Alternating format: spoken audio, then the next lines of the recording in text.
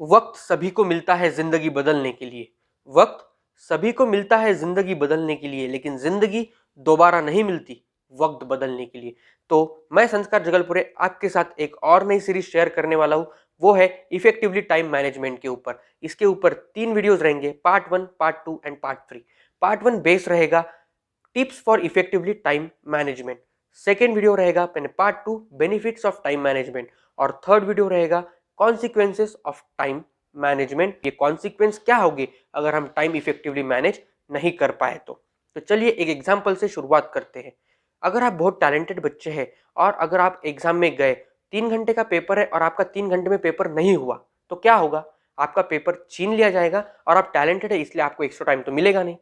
लेकिन आप कितना टैलेंटेड है उससे ज़्यादा ये इंपॉर्टेंट होगा उस टाइम पे आप टाइम कैसे इफेक्टिवली मैनेज करते हैं, क्योंकि वही सबसे ज़्यादा इंपॉर्टेंट माना जाता है। आपको कितना आता है उससे अच्छा आप उतने टाइम में कितना ज़्यादा कर सकते हैं वो ज़्यादा इंपॉर्टेंट है।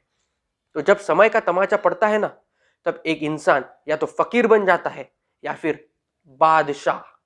तो चलते हैं फर्स्ट टिप की तरफ। Mention your goals correctly. Goals ऐसे होने चाहिए जो कि अटेनेबल है, अचीवेबल है। ऐसे गोल्स नहीं होने चाहिए चलो मैं उड़ के जुपिटर पे जाऊंगा। ऐसे गोल तो कभी अचीव होंगे नहीं, मेजर होंगे नहीं। एक टेक्निक है, सिंपल सी टेक्निक आप बाजू में देख सकते हैं, जिसे कहते हैं smart technique. S for specific, M for measurable, A for attainable, R for relevant and T for timely. इस टेक्निक की वजह से या इस टेक्निक की मदद से आप अपना टाइम और ज़्यादा इफेक्टिवली मैनेज कर पाएंगे। Second tip, prioritise effectively. अगर बहुत अर्जेंट वर्क है और इंपॉर्टेंट है तो उसे अभी के अभी करना है। और अगर कोई वर्क अर्जेंट है लेकिन इतना इंपॉर्टेंट नहीं है तो डिसाइड करो कि करना है या नहीं। अगर बहुत ज़्यादा रेलेवेंट है तो करना चाहिए, अगर इंपॉर्टेंट नहीं है, अर्जेंट नहीं है तो उसे बाजू में रख दो। और अगर इंपॉर्टेंट है लेकिन अर्जेंट नहीं है तो एक टाइम फिक्स कर लो कि आपको वो वर्क कब करना है।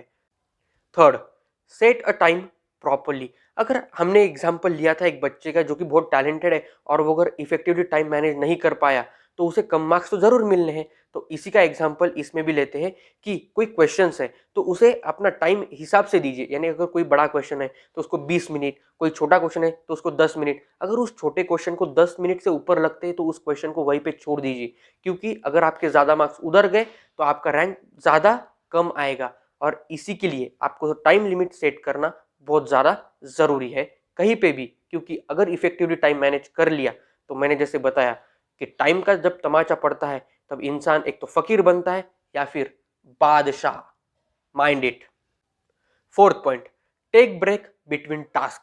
अगर आपको फोकस ज़्यादा करना है तो आपको कुछ टाइम के बाद ब्रेक लेना पड़ेगा। जैसे कि 50-10 रूल होता है, यानी 50 मिनट्स काम करने के बाद 10 मिनट का ब्रेक। या जैसे पोमोडोरो प्रिंसिपल होता है, 25 मिनट पढ़ाई, 25 मिनट फोकस के बाद आपको 10 मिनट का ब्रेक लेना है, 10 मिनट कुछ नहीं करना है, शांत बैठना है। ये भी रूल आप अप्लाई कर सकते हैं। आपको पता है कि दुनिया का इतना बड़ा ग्लोबल जायंट गूगल अपने एम्प्लॉयज को एक पावर नैप के लिए एक ऐसी मशीन क्रिएट की है जहां पे वो जाके सो सकते हैं, ताकि उनका फोकस कांस्टेंट, उसकी फोकस की इंटेंसिटी ज्यादा से ज्यादा बनी रहे अपने काम में, ताकि वो और ज्यादा प्रोडक्टिव हो सके। और सबसे इंपॉर्टेंट बात, ह्यूमन की अटेंशन स्पैन या फोकस करने की क्षमता ये बहुत ही ज्यादा कम है, यानी सिर्फ 8 सेकंड की है। और अगर ऐसे ही सोशल मीडिया यूज होते रहा तो ये इससे भी ज्यादा कम होने वाली है। आपके वर्क को ऑर्गेनाइज कीजिए। एक कैलेंडर बनाइए जिसमें आप लिखेंगे कि ये काम मुझे कब करना है, कब नहीं। खुद को ऑर्गेनाइज करने से टाइम बहुत ही ज़्यादा इफेक्टिवली मैनेज हो सकता है। ये रही 5वीं टिप।